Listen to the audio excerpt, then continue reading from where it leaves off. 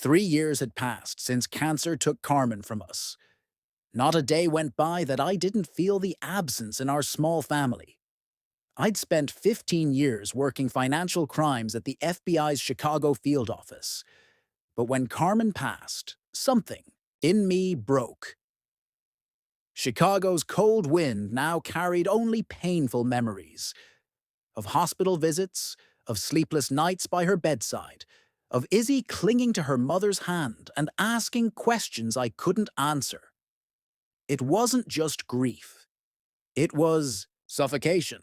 So I requested a transfer. Phoenix Division, White Collar Crimes Unit. Arizona promised warmth. In the weather, and I hoped in a fresh start for my daughter. Isabel.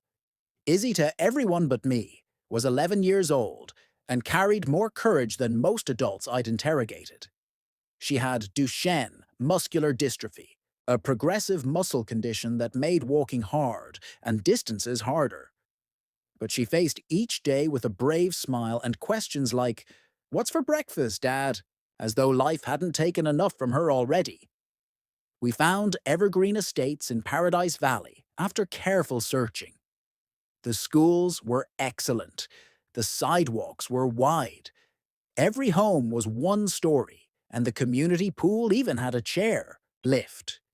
It seemed right, safe, accessible. Everything I wanted for Izzy. I paid cash for a modest stucco house at the edge of the neighborhood near a quiet cul-de-sac. From the outside, I looked like any other single dad settling in with his child. Polo shirts, worn jeans, lawn mower humming on Sundays. Behind the blinds, I was also Special Agent Dominic Vasquez, trained in surveillance, pattern recognition, forensic accounting, and neutralizing threats. But in this new chapter, I just wanted to be Izzy's dad. Max came into our lives 18 months ago. He was a golden retriever with the calm presence of a seasoned therapist and the eyes of a saint. Trained by a non-profit in Illinois, Max was assigned to Izzy specifically because of her condition. He wasn't just a companion. He picked up dropped items, braced his body to help her balance when standing, and even sensed when she was getting tired before she said a word. Izzy adored him. Max slept at the foot of her bed every night and waited outside the bathroom door while she brushed her teeth. Wherever she went, he followed. Tail wagging, eyes alert. He was more than a dog. He was a guardian angel wrapped in fur. His vest identified him as a service animal, and we carried his certification documents with us like a passport. In Chicago, we'd faced occasional resistance, a store clerk not understanding, a bus driver asking unnecessary questions. But nothing we couldn't handle with calm explanation and a firm understanding of the Americans with Disabilities Act. I assumed Arizona would be the same. That was my first mistake. It started on a Monday. 17 days after moving in, I was still setting up my home office, unpacking surveillance laptops and secure routers the Bureau had shipped ahead. Outside, Izzy was in the front yard, working, with Max. They were doing their usual exercises: walk, stop, pick up, loop around, supervised gently from the shade. The knock wasn't on the door. It was a voice, sharp, clipped, and authoritative. "Excuse me. Hello?" I looked out the window and saw a woman standing at the edge of my driveway. Blazer, pearls, immaculate platinum blonde hair, and an expression like she'd sucked a lemon. I stepped out. "Hi there," I said, offering a hand. "Dominic Vasquez. We just moved in." She didn't shake my hand. Instead, she shoved a thick white binder toward me, the kind that screamed bureaucracy.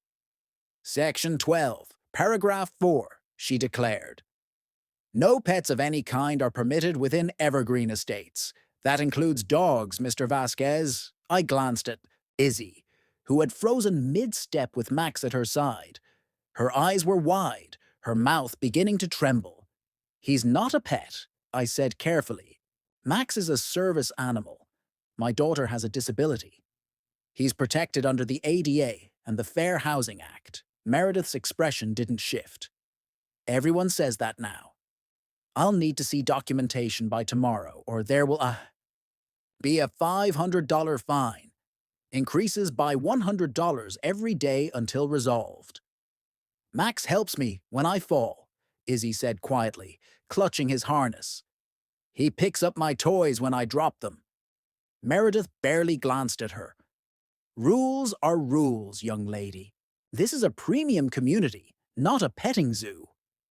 I didn't reply. Not yet. But inside me, something ancient stirred. The same stillness I'd felt in interrogation rooms just before the truth unraveled. I handed Meredith the documents. Next morning in a labeled envelope.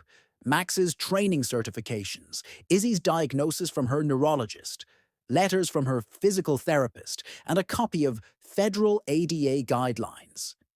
I'd printed 3 versions. One for her, one for the HOA board, and one for my own legal file. She barely looked at them. These will need to be verified by the board, she sniffed. Until then, fines stand. You're aware that interfering with a service animal or attempting to remove one from premises is a federal offense? I asked quietly. Meredith's eyes narrowed.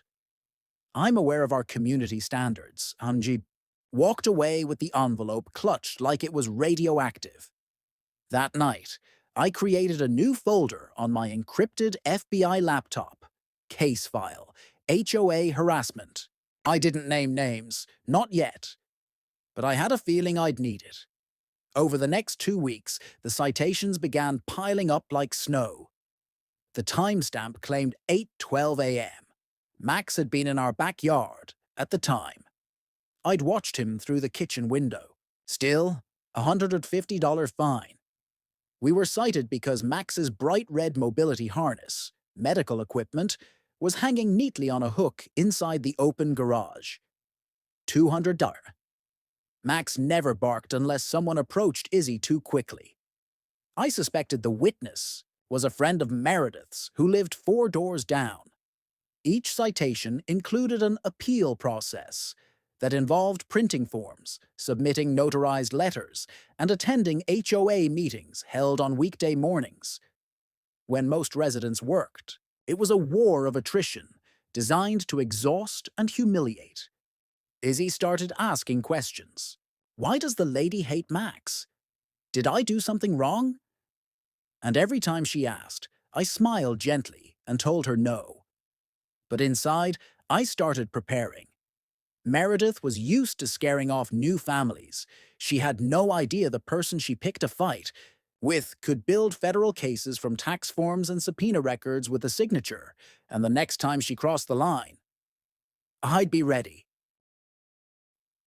By week 4, the facade of neighborly conflict had morphed into something strategic, and Dominic Vasquez, former federal agent, knew when it was time to go to work. He installed discreet security cameras around the property. A ring of silent eyes tucked beneath gutters, over porch lights, and camouflaged within decorative fixtures. The footage streamed directly to an encrypted server, backed up hourly. Every citation Meredith had issued was now a data point in an expanding timeline, complete with timestamps, GPS overlays, and video overlays showing Max peacefully guiding Izzy, never misbehaving, never violating a single rule. He also began canvassing the neighborhood during Izzy's therapy sessions. Just introducing myself, he'd say with a smile as he met fellow residents on their front porches. A few were standoffish, longtime friends of Meredith's, no doubt, but others were candid. She did the same thing to the tranny. Family, one woman confided in a hushed voice. They had a child with autism, had a therapy cat. She made their lives hell. She tried to get my husband fined for parking his work van in the driveway for 5 minutes, said another man. She runs this place like it's a military base. Dominic took careful mental notes. He didn't record those conversations, not yet. But he began assembling a dossier, not just on Meredith's behavior toward him, but a broader picture of her long-standing pattern of harassment, especially toward vulnerable residents. He reached out to the local disability rights attorney the FBI had once worked with during an ADA compliance investigation, confidentially, carefully. The key wasn't to fight back with emotion. The key was to build a case airtight enough that Meredith wouldn't just face embarrassment. She'd face consequences.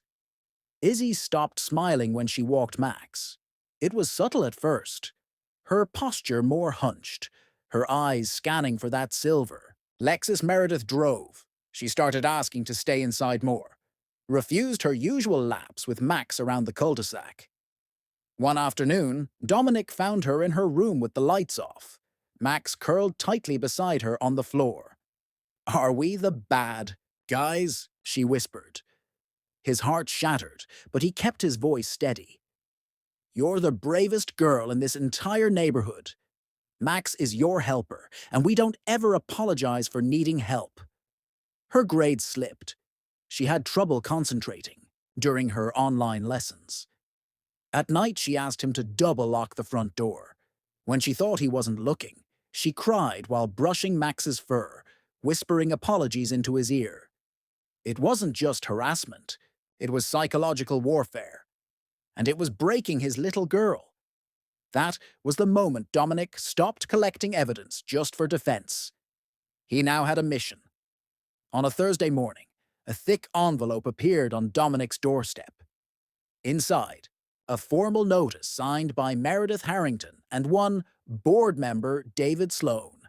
The accusation: on March the 17th at approximately 3:46 p.m., your animal, identified as Max, lunged at resident Angela Whitman during her afternoon walk, causing emotional distress and potential injury. Due to this safety incident, the board requires the immediate removal of said animal pending investigation.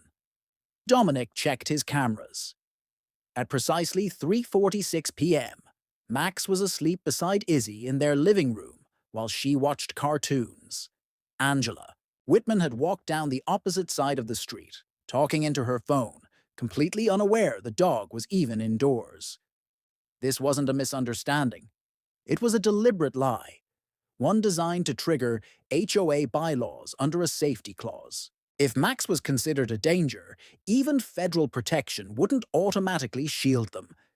It was Meredith's boldest move yet. She was counting on fear to make Dominic retreat, on the idea that a grieving father would roll over to avoid more conflict for his daughter. But Meredith didn't understand who she was provoking.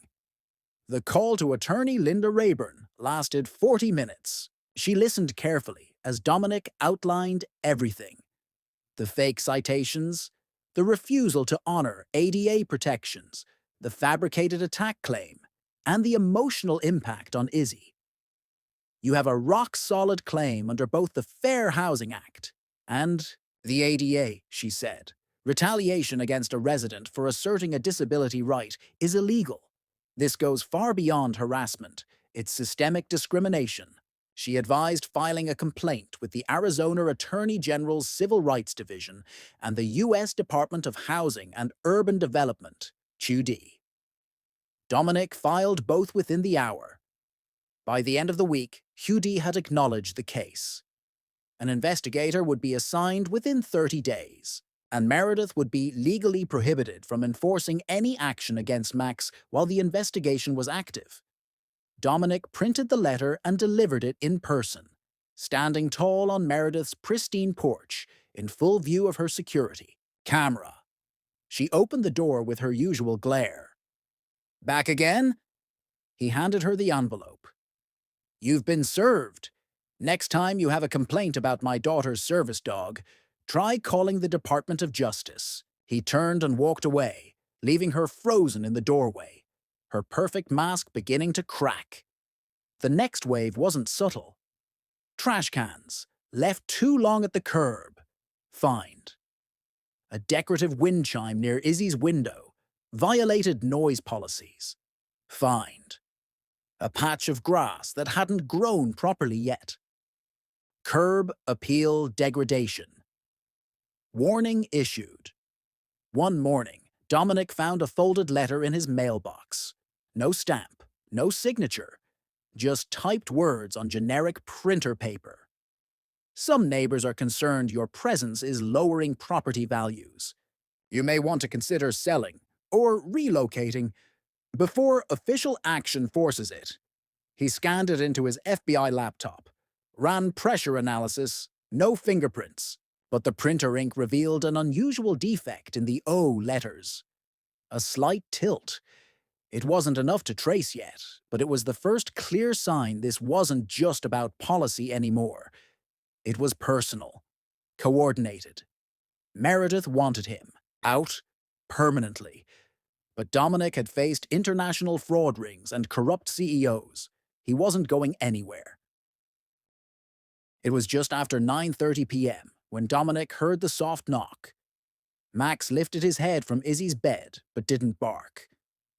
The kind of alert he'd been trained for when something felt off, but not dangerous. Dominic opened the door slowly. Gun, holstered, but mind alert, standing there in the porch light was Frank Delaney, a quiet man in his late 50s who lived 2 houses down. A widower, always kind but reclusive. "I need to be quick," Frank whispered. "Can I come in?" Inside, Frank handed Dominic a manila folder wrapped in a worn dish towel. Inside were printed notes, meeting agendas, and copies of email threads. All from internal HOA board meetings, dating back 4 years. Frank's late wife had been on the board, briefly, until her sudden resignation in 2021. Frank had kept these documents after her passing, unsure whether to burn them or use them. "I stayed quiet when the Tran family left. That girl had epilepsy," Frank said, his voice shaking. "But now I see what Meredith really is. She uses the HOA to push people out. People she thinks make this place look less perfect." Dominic scanned the files. There it was in writing. Hers mentions of non-conforming medical animals, unsightly medical ramps, and problematic families drawing attention. They'd even discussed changing the bylaws to add aesthetic integrity standards that would give the board broader power to evict undesirable homeowners. He looked up at Frank. "Do you realize what this is?" Frank nodded. "I realize I should have come forward sooner." Dominic shook his hand, firm. "You just gave us the bullet we needed." With Frank's documents scanned and verified, Dominic scheduled a meeting with attorney Linda Rayburn and her team. What was originally a HUD investigation had now escalated into a potential class action lawsuit, and possibly a federal probe for housing discrimination. They weren't just ignoring Ada law, Linda said, flipping through the meeting transcripts. They were orchestrating an internal purge. This is systemic, coordinated, and malicious. She reached out to the U.S. Attorney's Office in Phoenix. By the end of the week, subpoenas had been issued to the HOA board members, including Meredith Harrington and David Sloan. Investigators demanded all internal communications, digital records, and emails from the last 5 years. Word spread fast. Homeowners who had once been terrified of Meredith now started whispering to each other at mailboxes and neighborhood walks. Some even approached Dominic to say, "If they need witnesses, we'll speak." The HOA, once a fortress of intimidation, was fracturing. Meredith refused to speak publicly, but her smirk had vanished. Dominic didn't gloat. He stayed calm, professional, methodical. But in his heart, he felt the tide finally turn. On a Monday morning, an official letter went out to every homeowner in the development. Effective immediately, Meredith Harrington has stepped down from her role as HOA president, pending the outcome of a formal investigation by the U.S. Department of Housing and Urban Development and other agencies. Interim. Leadership will be assumed by an independent legal advisor until further notice. The news felt like a victory. At least until Dominic walked outside that evening and saw the damage. His black Ford F-150 sat in the driveway, its windshield smashed with what looked like a golf club. Deep gouges had been carved across the driver's side doors, jagged letters spelling, "Get out!" Max growled low and deep from the porch. Dominic didn't flinch. He took photos, called the sheriff, then handed over footage from his security cameras, which had caught a figure in a hoodie, late 50s build, limping slightly on the right foot, just like David Sloan. The sheriff couldn't confirm the identity, but Dominic didn't need confirmation. The old power players weren't going down without a fight. Still, it was their desperation that confirmed something else. They were losing. The HOA meeting was packed. Folding chairs filled every square foot of the clubhouse, with neighbors standing along the walls. For the first time in years, the board wasn't sitting elevated on a raised platform. They were eye level with everyone else. The interim legal advisor, a woman from the oversight firm, opened the floor to residents. Dominic stood slowly. "My name is Dominic Vasquez. I live on Maple Ridge Drive with my daughter Izzy. Many of you know her. A bright little girl who happens to have special needs.